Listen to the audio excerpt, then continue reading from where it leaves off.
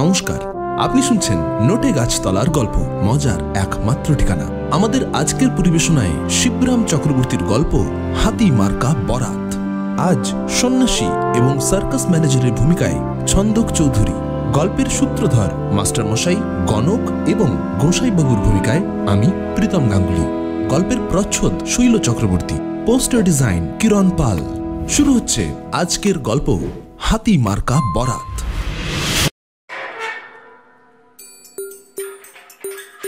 বাজার মন্দা মানেই বরাত মন্দ। কালীকেষ্টর পর্দা খারাপ পড়েছে। ট্যাঙ্ক খালি, কয়েক হপ্তার থেকে টাকার আমদানি নেই। আধুলিটা সিকিটাও আসছে না।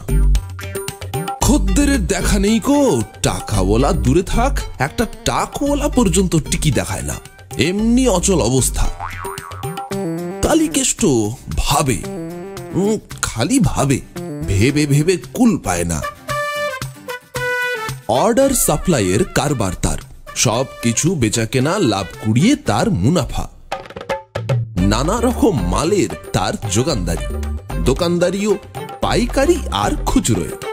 যেটি চাই আর যেটি চাইনে, আর যে জিনিস হাজার চাইলেও কোথাও পাইনে, সব তার আড়তে মজুদ। কিন্তু মজুদ মালে মজা কোথায়? মূলধন আটকে তা তো উল্টে মালিককেই আরো বেশি মজায়। মাল কাটাতে পারলে তবেই না তার টাকা হয়ে ঘুরে আসে, ঘুরে টাকা হয়ে আসে।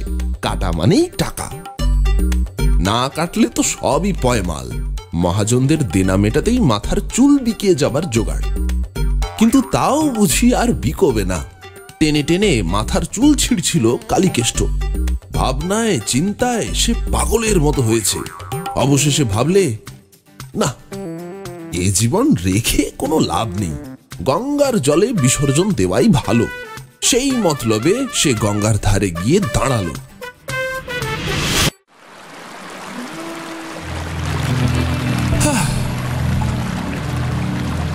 নিজেকে জলাঞ্জলি দিতে যাচ্ছে এমন সময় দেখলো, এই যে গাছতলার থেকে এক সন্ন্যাসী প্রভু হাত তুলে তাকে ডাকছে। সন্ন্যাসীর কাছে গিয়ে প্রণাম করে বসতেই তিনি বললেন, কেন বাপু অকারণে মরতে যাচ্ছ? তোমার বরাত তো খারাপ নয়। তোমার দরজায় হাতি বাঁধা থাকবে আমি দেখতে পাচ্ছি। কপাল দেখে আমি বলতে পারি। হাতি? প্রভু বললেন ভালো, 7 দিন থেকে হাতে একটা পাই নেই, কিচ্ছু পাইনি। বিক্রি বাটা সব বন্ধ। খাবো কি তার সঙ্গতি নেই, আর আপনি বলছেন হাতি? বলছেন বেশ। সন্ন্যাসী ধুনির থেকে একটু ছাই তুলে ওর হাতে দিলেন। প্রভু, এই নাও বৎস, এই ছাইটুকু নস্যির সঙ্গে মিশিয়ে নাকে দাওকে। বরাত কাকে বলে তখন দেখবে। এই নস্যি নাকে দিয়ে তুমি যে কোনো জিনিস যাকে খুশি যে কোনো দামে বেচতে পারবে। যতদিনে জিনিস তোমার নাকের কাছে থাকবে কিছুতেই তোমার মার নেই। ব্যবসায়ী লক্ষ্মীমা, কন্দেশ্বরীর কৃপা আর এই নস্যি একসঙ্গে তুমি টানবে।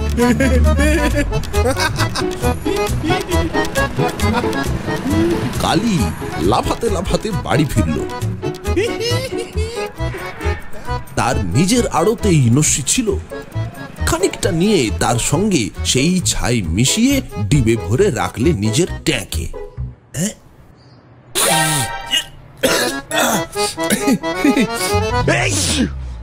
অ্যাক্টিভ নস্যি নাকে দিয়ে ভাবতে লাগলো কি করা যায়, কি বেচা যায়, কাকে বেচা যায়। ভাবতে ভাবতে তার চোখ খুলল। চোখের কাছেই পড়েছিল চকের ঢেরি। চকচক করে উঠল সামনে। এই চকখড়ি 7 গাড়ি সে কিনেছিল এক নিলামে, বেশ দাঁওয়ের মাথায়, জলের মতো সস্তায়। কিন্তু তারপর থেকেই পস্তাচ্ছে। এই চিজের এক টুকরো সে তারপরে গছাতে পারেনি কাউকে। স্কুল পাঠশালায় তো খড়ি লাগে, তাই ভেবে সে পাচার করতে গেছিল সেখানে। তারা বলেছিলেন, নিতে পারি 1-8 সের। এত খড়ি নিয়ে কি করব? যদি এ শহরের সবাই 7 পুরুষ ধরে এই স্কুলে পড়ে, তাহলেও লিখে লিখে 77 বছরেও ফুরোতে পারবে না। ব্ল্যাকবোর্ড ক্ষয়ে যাবে। হ্যাঁ, ব্ল্যাকবোর্ড ক্ষয়ে যাবে, তবু সব খড়ি খরচ হবে না। সারা বাংলাদেশের তামাম ছেলের যদি একসাথে হাতে খড়ি হয়, তাহলেও না। আচ্ছা, দেখা যাক না নস্যির গুণটা। ভাবলো সে, যদি এই অচলকে চালাতে পারি তবেই বুঝবো এই নস্যির দৌলতে বাকি জিনিস চালু করতে বেগ পেতে হবে না। খড়ি বোঝাই এক গাড়ি নিয়ে সে পাড়ি দিল স্কুলের দিকে।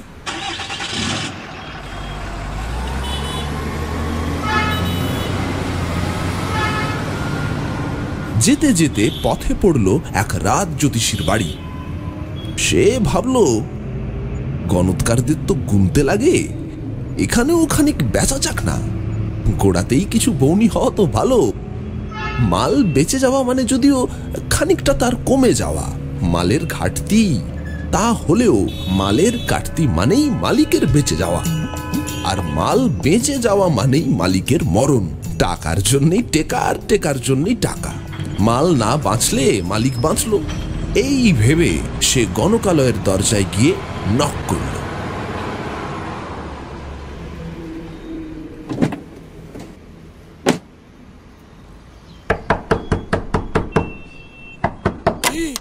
কি চাই? বেরিয়ে এলেন গণক। আগে খড়ি বেচতে এসেছি। গুনতে তো আপনার খড়ি লাগে। গুনতে? হ্যাঁ লাগে। তাই এক গাড়ি নিয়ে এসেছি, কয়েক মন মোটে। কিন্তু তাই বলে এত খড়ি? ওরে বাবা রে, একেবারে গাড়ি খানিক এনে ফেলেছো যখন, তোমাকে ফেরাতে চাইনে। দাও তাহলে একটুখানি, অল্প অল্প 1000। ওইটুকুর দাম কত? এইটুকুতে কি হবে বলে কালীকেষ্ট একটি নস্যি নেয়। অন্তত মনখানেক তো নিন, 1 মন না হলে গুনবেন কি করে? অর্ধেক মনে কি গোনা যায় মশাই? গোনা গাথা 1 মনে করবার জিনিস নয় কি কর্তা?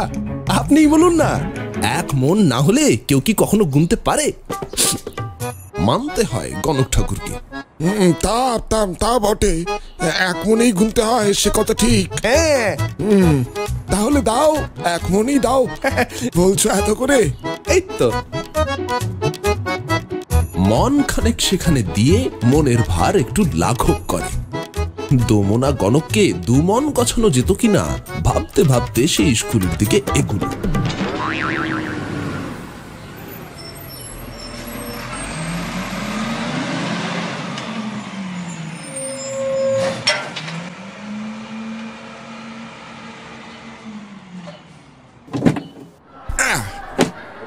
গাড়ি আর খড়ি নিয়ে হেডমাস্টারের কাছে গিয়ে খাড়া হতেই তার চোখ পড়ল সেই খড়ির উপর, আর উঠল সোজা কড়ি কাঠেই।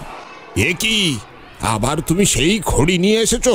হ্যাঁ আগে হ্যাঁ বলে একটি নস্যি দিল নাকে।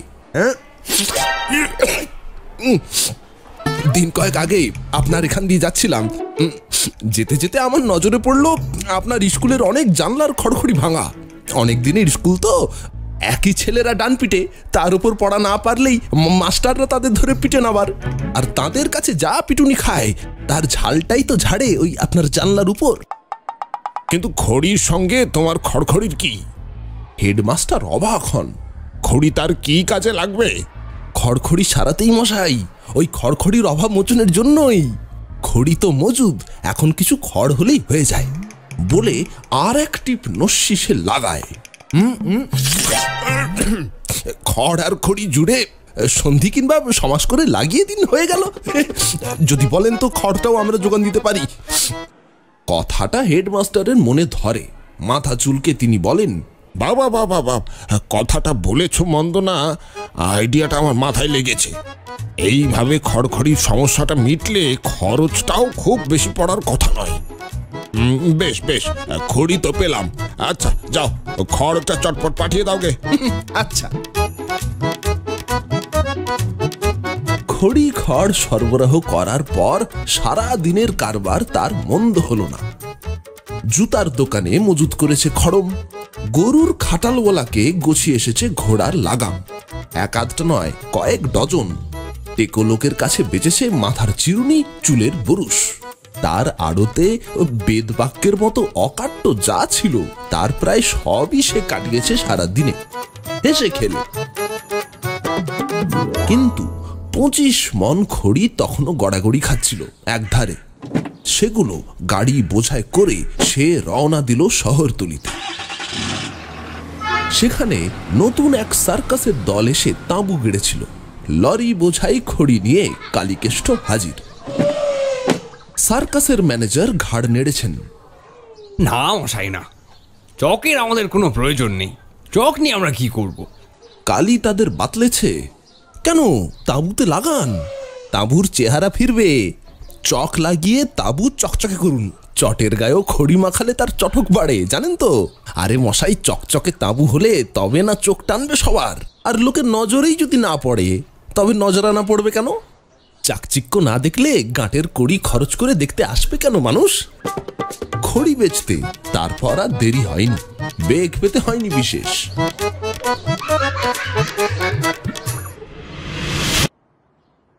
কিন্তু বেগ পেতে হলো, বেশ বেগ পেতে হলো। তারপরেই এক গোসায় বাড়ি মাংস থুড়বার যন্ত্র জোগাতে গিয়ে যন্ত্রটা দেখেই না তিনি এমন ভাবে নানা করে উঠলেন যেন ভয়ঙ্কর একটা যন্ত্রণা পেয়েছেন। নাক ছিটকে বললেন, আমরা বৈষ্ণব মানুষ, মাছ মাংস তো ছুঁই নে, মাংস থোড়া যন্ত্র নিয়ে কি করব? মাংস না খান, থোড় তো খান। হ্যাঁ, এচড় চলে। গাছ পাঠাতে তো অরুচি নেই। থোড়কেও যদি এতো দ্বারা থুড়ে নেন, কি চমৎকার যে হয় বলবার নয়। পাঠার মতো গাছ পাঠাকেও এই যন্ত্রে ফেলে পাঠ করা যায়। তারপর উত্তম রূপে থুড়িত সেই থোড় এচড় দিয়ে, তারপরে তার সঙ্গে থোড়া গাওয়া ঘি মিশিয়ে, আহা! কালীকেষ্ট সরাত করে জিভের ঝোল টেনে নেয়। আচ্ছা, থুড়লাম না হয়, কিন্তু তারপর তত কিম? তারপরেই কিমা। হ্যাঁ, কাঁঠালের কিমা। সেই কিমার পুর দিয়ে বেসনে ভেজে চপ কাটলেট যা খুশি বানান, বাবা, যা আপনার প্রাণ চায়। বিলাস বেসন একেবারে, যা ইচ্ছে বানিয়ে খান। খাদ্যের যে কোনো বিলাসিতা। এচড়ের দো পেঁয়াজি কি থোড়ের স্বামী কাবাব। স্বামী কাবাবের নামে গোস্বামী একটু কাতর হয়েছেন, কিন্তু কাত হননি। বিলাস বেসনের কথায় টলেছেন, কিন্তু কাবার হননি। থোড়াই মেশিন, থোড়াই তিনি নিয়েছেন। একখানাই মোটে, ডজন খানেক কিছুতেই তাকে গোছানো যায়নি। তিনি বলেছেন, একটাই তো যথেষ্ট, দুটি মাত্র হাত আমার, 2 ডজন তো নয়। 12টা যন্ত্র নিয়ে কি করব বাপু? হাতে চালাবো? মানে আজ এটায়, কাল ওটায়, ঘুরিয়ে ফিরিয়ে চালান না। 12টাকে কাজে লাগান এইভাবে। হাত যন্ত্রকেও মাঝে মাঝে বিশ্রাম দিতে হয়, তাতে কাজ ভালো দেয় আরো। বুঝলাম, কিন্তু দুটি তো মোটে বাহু, সেদিক দিয়ে বিবেচনা করলে এতগুলি নেওয়া একটু বাহুল্যই নয় কি? আপনি নিজে কি আর থুড়তে যাবেন? থুড়বে তো সেই বাড়ির মেয়েরা, এই গিন্নিমারাই। আর তারা যে 10 হাতে কাজ করেন, তা কি আপনার শোনা নেই? তারা যদি কিমা বানাতে বসেন, কি না করতে পারেন। সামান্য এই কটা যন্ত্র কি পেরে উঠতে পারবে তাদের সঙ্গে? এই দেখো, ভালো কথা মনে করিয়ে দিলে। কিমার কথাতেই মনে পড়লো, কিমা করবে কে? কাকিমাই নেই যে। নেই? তীর্থ করতে বেরিয়েছেন, প্রয়াগ, বৃন্দাবন, মথুরা, 4 ধাম ঘুরে তারপর ফিরবেন। তিনি মথুরা থেকে ফিরলে তারপর তুই থোড়াথুড়ি। না বাপু, ও যন্ত্রে এখন কোনো কাজ নেই। এটাও আমার চাইলে, নিয়ে যাও। ও, কালীকেষ্ট ধাক্কা খেল। এমন ধাক্কা সে সকাল থেকে খায়নি। চালের দোকানদারকে কাঁকরের বদলে কাঁকুড় গছাতে সে বাধা পায়নি। দর্জির কাছে দরজা বেচে এসেছে, ঘড়িওয়ালার কাছে ঘোড়া, ডাক্তারের কাছে থার্মোমিটারের বদলে হাতুড়ি, হাতুড়ের কাছে ইঞ্জেকশনের দাবাই। রেশনের দোকানে অপারেশনের যন্ত্রপাতি চালাতেও তার কোনো অসুবিধা হয়নি। কিন্তু টক্কর খেল এই প্রথম। খেতেই সে টক্করে নাকে হাত দিল। না, এক টিপ নস্যি নেওয়া দরকার। কিন্তু ট্যাঁকে হাত দিতেই তার চক্ষু স্থির। এ কি, ডিবেটা তো নেই গো। গেল কোথায়? কোথায় ফেললো ডিবেটা? কখন হারালো সে? ভাবতে ভাবতে তার খেয়াল হলো, সার্কাসের ম্যানেজারের টেবিলে ফেলে আসেনি তো ভুল করে। ছুটলো সে তাঁবুর দিকে, মুহূর্ত আর দেরি না করে। ডিবেটা নিজের তাঁবে না আসা অব্দি স্বস্তি ছিল না।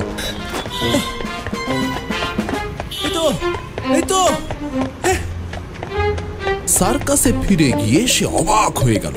এই তো ম্যানেজার হাঁচতে হাঁচতে তাকে অভ্যর্থনা করলেন।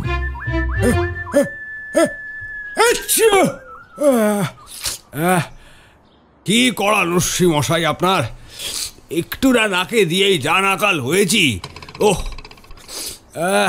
কিন্তু বিস্ময় সেজন্য নয়, সে হাঁ হয়ে গেল এই দেখে যে তার খড়ি তাঁবুতে না লাগিয়ে গুঁড়িয়ে গুলে কাই বানিয়ে হাতির গায়ে মাখাচ্ছে তাই।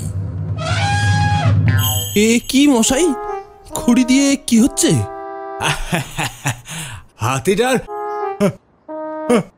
হাতে করে হচ্ছে আর কি, বলল ম্যানেজার।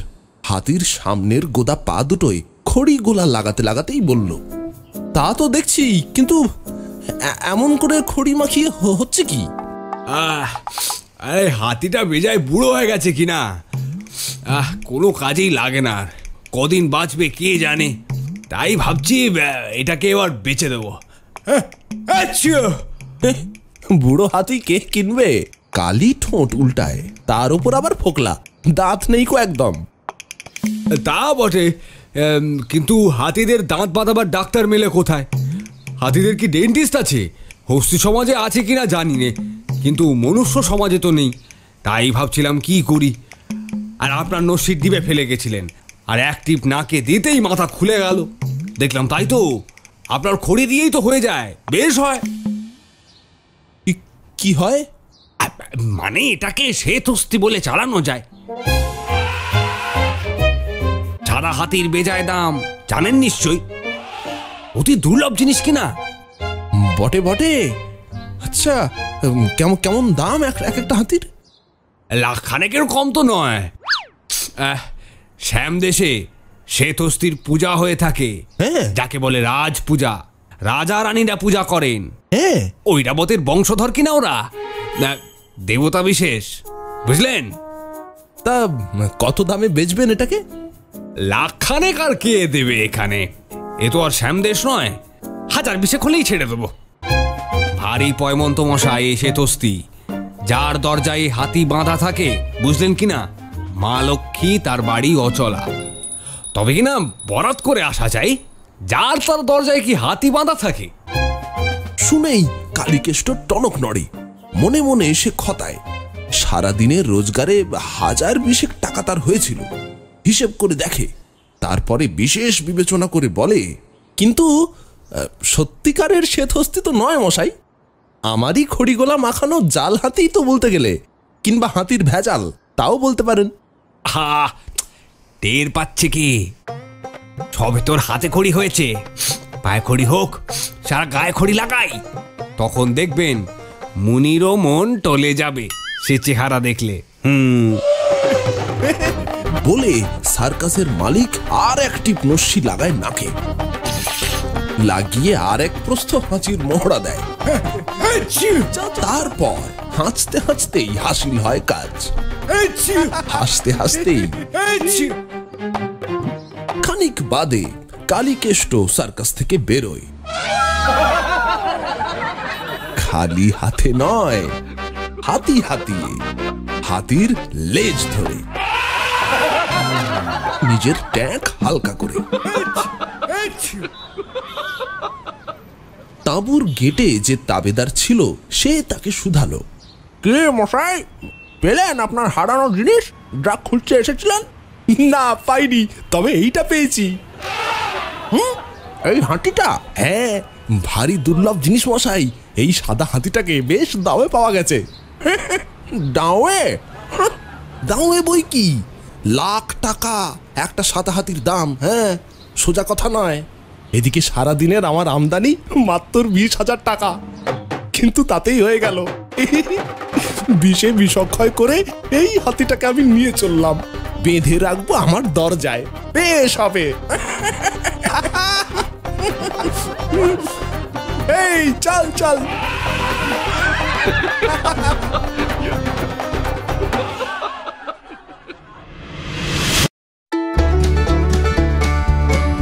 নোটে গাছতলার গল্পে আজ শুনছিলেন শিবরাম চক্রবর্তীর গল্প হাতি মার্কা বরাত।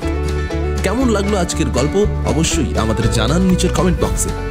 ভিডিওটিকে লাইক করতে ভুলবেন না এবং শেয়ার করে নিন আপনার কাছের মানুষটির সঙ্গে। বাংলা সাহিত্যের একটু অন্যরকম মজার মজার গল্প শুনতে সাবস্ক্রাইব করুন নোটে গাছতলার গল্প। নিচের জয়েন বাটনটিতে ক্লিক করে নোটে গাছতলার গল্প মেম্বারশিপ নিতে পারেন। সেখানে অপেক্ষা করছে আরও কিছু গল্প। চ্যানেল ঘুরে দেখুন, নানান প্লেলিস্ট সাজানো আছে আপনার সুবিধার জন্য। খুব শিগগির ফিরে আসবো আরও মজার গল্প নিয়ে। ভালো থাকবেন, হাসতে থাকবেন, শুনতে থাকুন নোটে গাছতলার গল্প, মজার একমাত্র ঠিকানা। অসংখ্য ধন্যবাদ শ্রোতা বন্ধুদের আমাদের সঙ্গে সময় কাটানোর জন্য। আজকের মতো বিদায় বন্ধু, নমস্কার।